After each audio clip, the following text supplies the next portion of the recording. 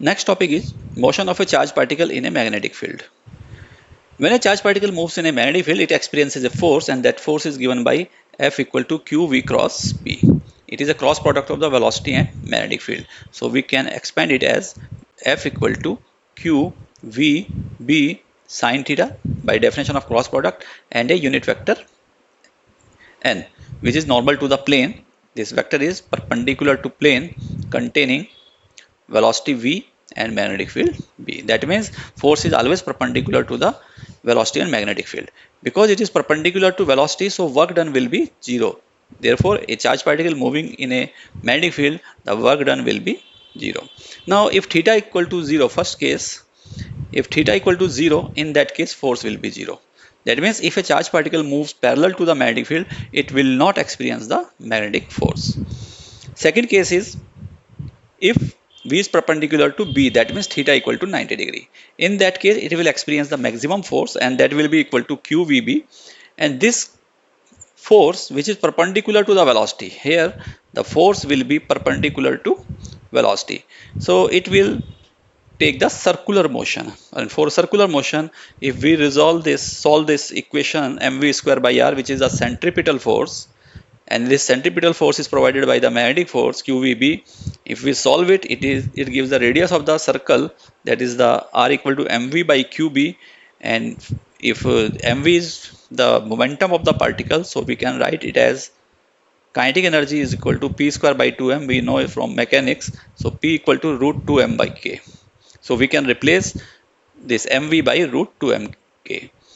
This expression we will get. And further, if kinetic energy is calculated using the charged particle q, which is accelerated in a potential difference v, then this k will be qv. So we will have root 2m, this is q v by qv. So this is the radius of the circular path.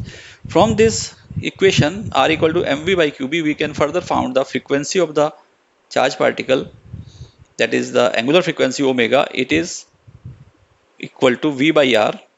From circular motion we already know, and it is equal to qb by m. So from this formula we can find frequency is omega by 2 pi, and it will equal to 1 by 2 pi into qb by m. And also we can find time period. It is opposite of the inverse of the frequency, so we can write it as 2 pi m by qb. So this formula we have to remember. Further, this frequency is independent of the velocity, because omega contains only q, b and m. It has no velocity term, so we can say it has important application in design of the cyclotron. Cyclotron is a device which is used to accelerate the charged particles to a very high speed for practical purposes, which we will discuss later. And our case number third is when velocity makes an angle, a general angle, which may be 90 degree, but we are saying that it is a general angle, say 30 degree, 45 degree. In that case, the path of the charged particle or in the magnetic field will be helical. Helical path is a circular path moving in a forward direction. So here the velocity has two components. Suppose this is the velocity and this is the magnetic field, and this velocity makes angle theta. Then it has two components. Velocity having the component along the b, it will be cos theta, which is along the side with theta, and another component will be v sine theta. So we can say this v cos theta is the parallel component, and this v sine theta is the perpendicular component to the magnetic field. Therefore, this perpendicular component causes the circular motion. This causes the circular motion. Hence, for circular motion, this is a centripetal force that is provided by the magnetic force, and we know the definition for radius, that is mv by qb. Here v is the perpendicular component of velocity, and it gives the angular frequency, that is omega equal to qb by m, and it is independent of the velocity component v perpendicular. And one term, this v cos theta causes the forward motion. So distance covered by the charged particle in one time period, that is called the pitch, and this pitch is equal to the v parallel, that is the parallel component of velocity, which is v cos theta multiplied by the time period. So this gives the pitch, and this is a distance, so it will come in meters. Let's take some problems. Question number 1. A proton and electron traveling along parallel path enters a region of uniform magnetic field, means magnetic field is constant, acting perpendicular to their path, so theta equal to 90 degree. So we can write magnetic force Fb equal to QVB, because theta is 90 degree. Which of them will move in circular path with higher frequency? Angular frequency is written as QB by m. or we can write frequency equal to qb by 2 pi m. Here this frequency is depending on the mass because charge and magnetic field are same for proton and electron. Therefore, the frequency of the proton with respect to frequency of the electron is the inversely proportional to mass, so it is mass of electron by mass of proton, and mass of electron is very much less than the mass of proton, so it will be very less than 1. This implies that velocity of proton, frequency of proton will be very less than frequency of electron. Therefore, frequency of the electron will be higher. Question number 2. An alpha particle and proton of same kinetic energy in turns allowed to pass through a magnetic field acting normal to the direction of the motion of particle. That means V is perpendicular to B, or we can say theta is 90 degree. Kinetic energy is same. Alpha particle is the helium nucleus. We can write it is 2He4++, and another is proton is 1p1. That is, it has mass 1 and charge 1 plus 1 charge.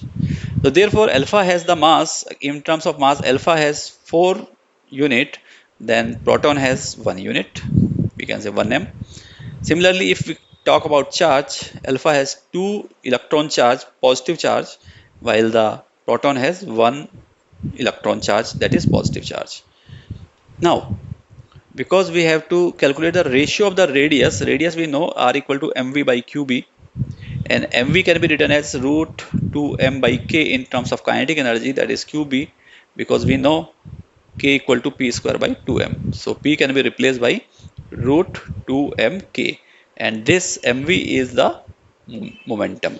So we write root 2mv by qb, and because k is same, mass is different, b is same, so we can write r is proportional to, as per this question, root m by q. Therefore, ratio of the alpha particle, radius of the alpha particle with radius of the proton, this will be equal to root of mass of alpha, because it is directly proportional, so it is m alpha by m proton into inversely proportional to charge. So for alpha, charge is q alpha, and for proton, charge is qp. And now we replace the value, it will be root 4 by 1 into proton has 1 charge and alpha particle has 2 unit charge, so it will be simply 1 by 1. Question third is, a proton accelerated through a potential difference V subject to a uniform magnetic field, that means B is constant, acting normal to the velocity, that means B is perpendicular to velocity, or we can say theta equal to 90 degree. If the potential difference is doubled, suppose case 1 it is using potential V, and in case 2 it is using the double potential. How will the radius of the circular described by the proton in the magnetic field change? Suppose in case 1 radius is r, then what is the relation with r dash in the second case? That we have to find.